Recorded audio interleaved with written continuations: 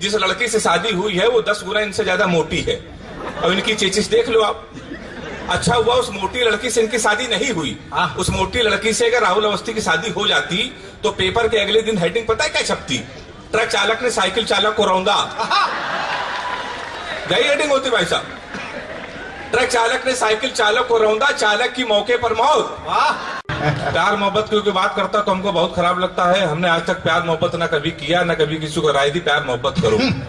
अब ये बीए के क्लास में होके एमए की किताबें पढ़ रहा है, इससे ज्यादा और हमसे ज्यादा खराब नहीं लग सकता। हमने प्यार मोहब्बत के विषय में आज तक कुछ नहीं लिखा, ना कभी सोचा।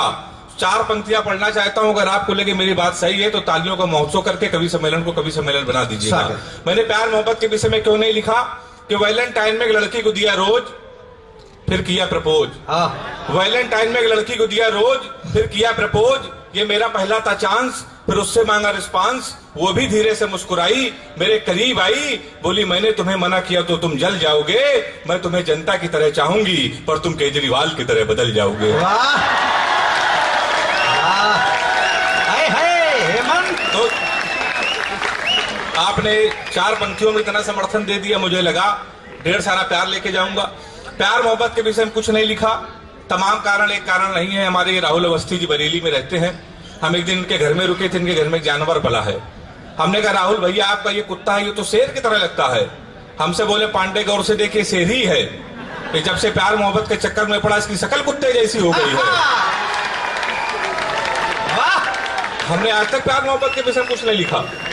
ये हमारे बहुत अच्छे मित्र हैं, इतने अच्छे मित्र हैं कि हमको आज तक किसी दुश्मन की जरूरत नहीं पड़ी, क्योंकि इनके चक्कर में कोई प्रेमिका नहीं टिकी। मित्र ने हमसे पूछा प्रेमिका का हाल, हमने कहा बहुत बेहाल। मित्र ने हमसे पूछा प्रेमिका का हाल, हमने कहा बहुत बेहाल। आज सुबह सुबह उससे लड़ाई हो गई, अब वो मेरी मेरी पराई हो गई। अब ना ही देखती ना ही बोलती है, सारा दिन कटी पतंग की तरह डोलती है। अब ना ही देखती ना ही बोलती है, सारा दिन कटी पतंग की तरह डोलती है। फिर हमने मित्र से पूछा तुम्हारा क्या हाल? ये बोले जिंदगी का मजा आराम से कूट रहा हूँ, आजकल खाली हूँ, कटी पतंगे लूट रहा हूँ।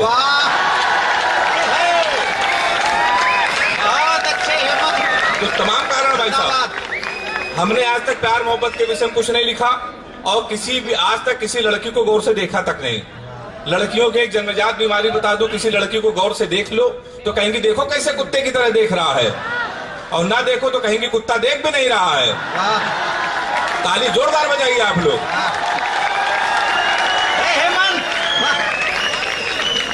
बहुत अच्छे कवि हैं हम, और ये बात केवल हम मानते हैं।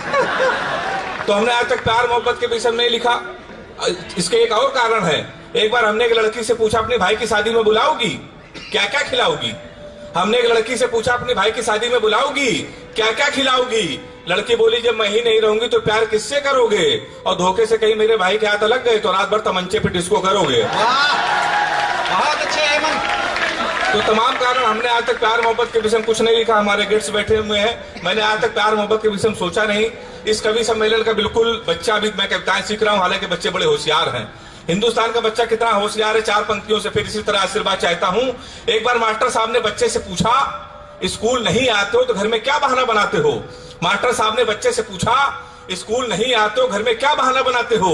बच्चा बोला मेरा बहाना सुन के माँ की आंखें आंसू से भर गई, मैंने कल बताया था मास्टर जी की पत्नी कैंसर से मर गई। बड़े हज जवाब होते साहब। मास्टर साहब ने बच्चे से पूछा स्कूल नहीं आते हो घर में क्या बहाना बनाते हो? बच्चा बोला मेरा बहाना सुन के माँ की आंखें आंसू से भर गई, मैंने कल बताया था मास्टर जी की पत्नी कैंसर से मर गई। मास्टर साहब ने कहा अगला बहाना कैसे बनाओगे? बच्चा बोला अगला बहाना सुनोगे तो आप मुझसे लिपट जाओगे और पत्नी के वियोग में अगली बार आप भी निपट जाओगे। बड़े अच्छे जवाब होते हैं। केवल आज का बच्चा होशियार नहीं होता, आजकल के टीचर भी बड़े होशियार हैं। हमारे राहुल भाई हैं, डिग्री कॉलेज में है बरेली में। इन्होंने एक बच्चे से पूछा खड़े हो ये बताओ हिंदुस्तान में सबसे तेज उड़ने वाले पंछी का क्या नाम है? उसने जवाब दिया हाथी। ये बोले खड़े हो जाओ तुम्हारे पिताजी क्या करते हैं? उसने कहा दाऊद के गुरु में शूटर हैं। ये बोले बैठ जाओ हाथी सही जवाब। तो आजकल का टीचर भी बड़ा होशियार है। तो मैंने इन विषयों पर आज तक कविताएं नहीं लिखी। मेरे विषय में तमाम बातें बता रहे थे। अभी इनकी नई नई शादी अभी हुई है। जिस लड़की से शादी हुई है वो 10 गुना इनसे ज्यादा मोटी है। अब इनकी चेचिस देख लो आप। अच्छा हुआ उस मोटी लड़की से इनकी शादी नहीं हुई। उस मोटी लड़की से अगर राहुल अवस्थी की शादी हो जाती तो पेपर के अगले दिन हेडिंग पता है क्या छपती? ट्रक चालक ने साइकिल चालक को रौंदा। यही हेडिंग होती भाई साहब। ट्रक चालक ने साइकिल चालक को रौंदा, चालक की मौके पर मौत। गर्मियों के कवि सम्मेलन में तो बांधना पड़ता है इनको, हवा का क्या भरोसा किस ओर चल दे।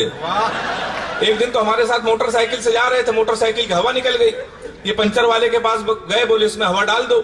पंचर वाले ने पहले इनको देखा, फिर मोटरसाइकिल को देखा, बोला कहां डालनी है। आप इनकी चेचिस देख लीजिए। करवा चौथ में पत्नी ने कहा हमारे लिए फ्रूट्स ले आना, फल। ये गन्ना लेके पहुंच गए। नहीं, इसमें असलियत क्या बात है, गन्ना भी फल होता है।